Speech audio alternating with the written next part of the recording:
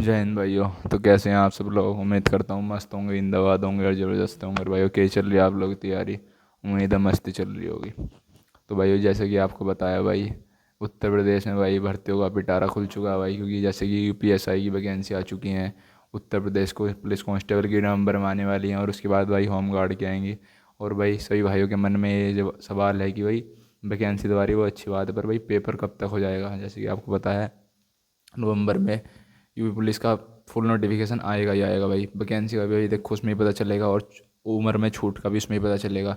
जिसमें कि आपको पता है आपके सारे पद जो हैं सिविल पुलिस के नहीं हैं। बहुत मतलब यूपीएसएसएफ, जेल वार्डन, घुड़सवार और मुख्य पद जो हैं वो पीएससी के हैं। तो भाई पीएससी ऐसे 98-37 पद दिखा रखे हैं।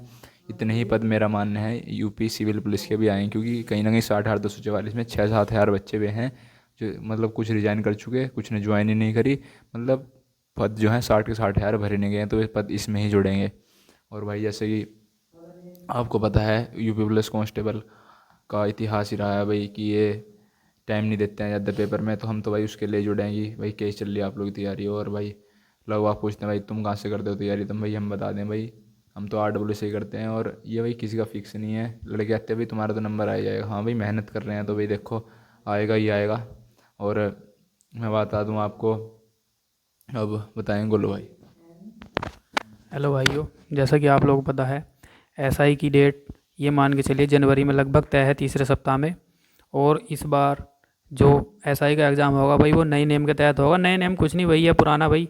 ये है जनपद में आपको सेंट नहीं देंगे, एक जनपद छोड़ के दे देंगे, और कुछ नहीं है। वही है सब। और भाई ये मान के चलिए नवंबर में आपकी डेट कंफर्म हो जाएगी, और जनवरी के तीसरे सप्ताह में आपका पेपर हो ही जाएगा 100%। और भाई नवंबर के दूसरे सप्ताह या तीसरे सप्ताह में यूपी पुलिस का नोटिफिकेशन भी आ जाएगा आपके सामने देखने के लिए। अब ये मान के चलिए यूपी का इन्होंने अगस्त में नोटिफिकेशन आया था, और 11 सितंबर उसकी लास्ट डेट थी। तो भाई अब ये मान के चलिए अब यही 17-18 के आसपास, नवंबर के आसपास इसका नोटिफिकेशन आ जाएगा पुलिस का। और नवंबर से ये मान के चलिए दिसंबर तक, लगभग 15 दिसंबर के आसपास चलेगी। और भाई ये जैसे 2 से ढाई महीने इसमें एग्ज़ाम के लिए दिए हैं इन्होंने, 2 से ढाई महीने ही उसमें एग्ज़ाम के लिए मिलेंगे। और भाई यूपीएसआई वाले बच्चे आप कमर कस लीजिए, क्योंकि आपके पास ज़्यादा टाइम नहीं है। क्योंकि अब आप ये मान के चलिए अब नवंबर में डेट भाई आपकी कंफर्म हो जाएगी, नवंबर और दिसंबर। जनवरी में ये नहीं पता कि पहले सप्ताह में हो जाए, दूसरे या तीसरे। तो इसलिए भाई आपके पास अब से 2 से ढाई महीने हैं बस, इससे ज़्यादा आपके पास टाइम नहीं है। तो भाई अपनी तैयारी करिए रेगुलर तरीके से। और नए नियम से ये कुछ मत घबराइए, क्योंकि वही है 3 से 4 पालियों में एग्ज़ाम कराने को बोल रहे हैं। तो ये मान के चलिए ये भी आपके लिए फ़ायदा है, क्योंकि पिछली बार कम से कम 10 से 12 दिन एग्ज़ाम चला था।